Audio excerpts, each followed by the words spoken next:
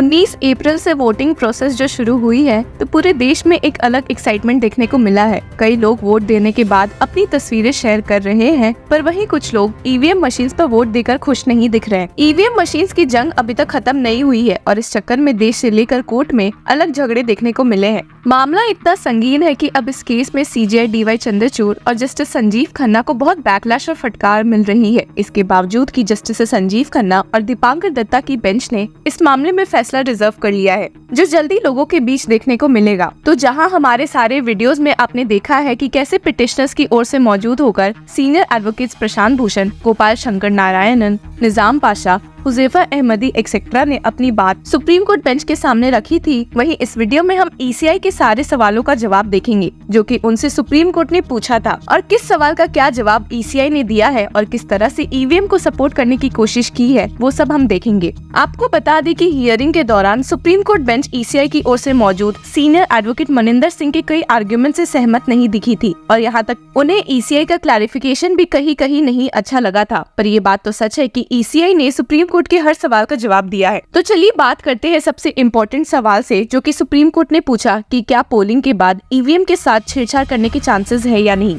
Whether after polling there is a possibility of tampering of EVMs, जिसका जवाब देते हुए ईसीआई ने साफ शब्दों में कहा है कि ऐसा बिल्कुल भी नहीं हो सकता है and stated no tampering is possible in EVM at any stage। और सिर्फ यही नहीं, अगर वोट्स काउंटिंग में कोई एरर भी आए तो counting agent of candidates can request for counting VVPAT paper slip. अब चलिए दूसरे क्वेश्चन की बात करते हैं, जिसकी वजह से सुप्रीम कोर्ट में काफी हीटेड आर्ग्यूमेंट्स भी देखने को मिली थी और जिसकी वजह से सुप्रीम कोर्ट पूछने पर मजबूर हो गई कि why there can be no mismatch between vote polled and votes counted. आपको बता दें कि पिटिशनर्स ने ईवीएम में एक फॉल्ट यही निकाला था कि वोट्स टैली करने के बाद एरर आते हैं। हालांकि इसका जवाब देते हुए ईसीआई ने कहा है there can not be any mismatch between votes polled and votes counted as the votes are registered in the control unit only after receiving the confirmation from VVPAT about the print and fall of VVPAT paper slip। और सिर्फ यही नहीं, बल्कि अगर कुछ error भी आया तो VVPAT machine fall error highlight कर देगा, जिससे लोगों को समझ आ जाएगा कि एरर हुआ है। सुप्रीम कोर्ट का नेक्स्ट क्वेश्चन भी काफी कंट्रोवर्सी का सोर्स रहा है, जिसमें उन्होंने पूछा कि भला इतना टाइम क्यों लगता है एक VVPAT के वोट्स काउंट करने में। Why does it take 1 hour to count VVPAT of one polling station? जिसका एक मेन रीजन ईसीआई ने ये दिया है कि due to the small size and special nature of the paper that makes it sticky, the manual counting of VVPAT slips is cumbersome at every step outlined above. The process can not be expedited और hurried. ऐसे देखा जाए तो सबसे पहला सवाल जो supreme court ने पूछा था was whether all the 3 units BU, CU and VVPAT which are used together to conduct the poll stored together। और इसी के खिलाफ पिटिशनर्स ने कहा था कि इनमें छिड़खानी की संभावनाएं काफी है। हालांकि इसका जवाब देते हुए ईसीआई ने कहा है yes the BU, CU and VVPAT together constitute the EVM and all 3 units are stored in the strong rooms after the election which is sealed in the presence of the candidates, their agents। दूसरा सवाल software से जुड़ा है, जिससे related arguments senior advocate Prashant Bhushan ने कई बार उठाए भी है कि ईवीएम के सॉफ्टवेयर को आसानी से हैक किया जाता है। तो यहाँ सुप्रीम कोर्ट का सवाल था whether any software is inserted in VVPAT at the time of symbol loading। इसका जवाब देते हुए ईसीआई ने सबको चौंका दिया जब उन्होंने कहा कि the VVPAT is only a printer, no software is involved in the loading of symbols in VVPAT by SLU, no software is uploaded or can be uploaded in the VVPAT through SLU। सिर्फ यही नहीं, उन्होंने तो इस बात पर यह भी जोर दिया है कि the entire process is conducted in the presence of contesting candidates और their representatives and it is also shown on a big monitor TV screen.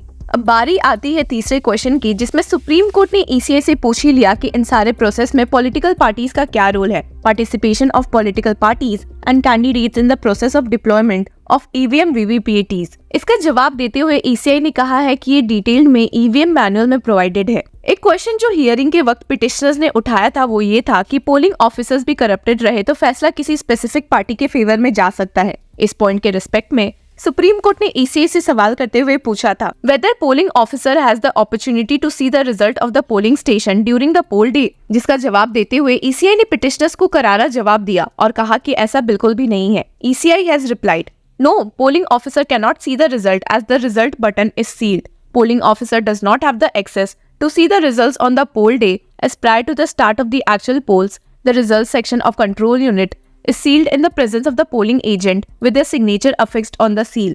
अब आते हैं 6th क्वेश्चन पर, जिसकी वजह से हियरिंग में सुप्रीम कोर्ट बेंच काफी चिंतित दिखी थी, और वो था What are the penal provisions applicable attempt at manipulation with the electoral process EVM? और इसका जवाब देते हुए ECI ने कुछ सेक्शंस की बात उठाई थी विचार, sections 131, 132, 134 and 136 of RP act 1951 और सेक्शन 177 ऑफ IPC 1860। आपको ऐसे ध्यान भी होगा कि सुप्रीम कोर्ट बेंच ने इस केस में अपनी चिंता इसलिए भी जताई थी क्योंकि अगर इन सारे सेक्शंस पर गौर करे तो ये एक प्रॉपर और स्ट्रिक्ट पनिशमेंट नहीं देते हैं। मैक्सिमम 2 साल की सजा और 500 रुपए फाइन से EVM से छिड़कानी करना अवॉइड नहीं किया जा सकता है, पर इस केस में सुप्रीम कोर्ट बेंच ने कहा कि ये पार्लियामेंट का डोमेन है, तो वे देखें कि कैसे लॉज में और सुधार हो सकते हैं।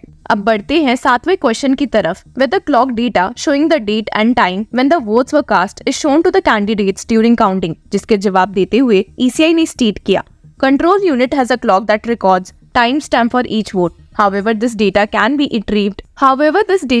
retrieved only if competent court asks for the data, as it will compromise the secrecy of ES voters by comparing data with the sequence of voters mentioned in Form 17A. Question 10 में एक important point supreme court ने पूछा जो लोगों के मन में भी सवाल उठ रहा था, और वो है issue of slight tint in glass of VVPAT। हालांकि ECI ने खुद को यहाँ डिफेंड करते हुए बोला, right from the time of introduction of VVPAT the window colour of VVPAT has been the same.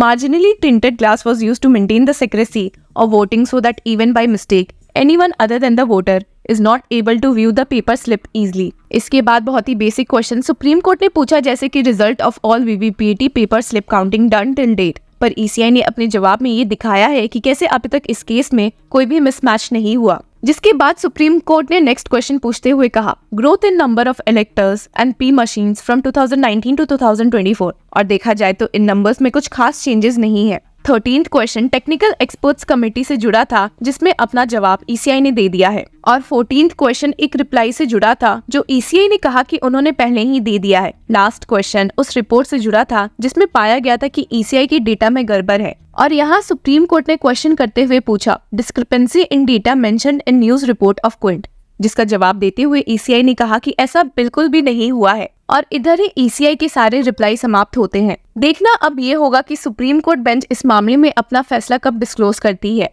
और इसमें आपकी क्या राय है हमें कमेंट सेक्शन में जरूर बताएं। Until then, keep following law chakra.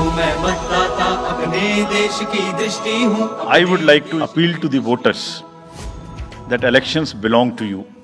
We are handing over the baton to you. Please come and vote.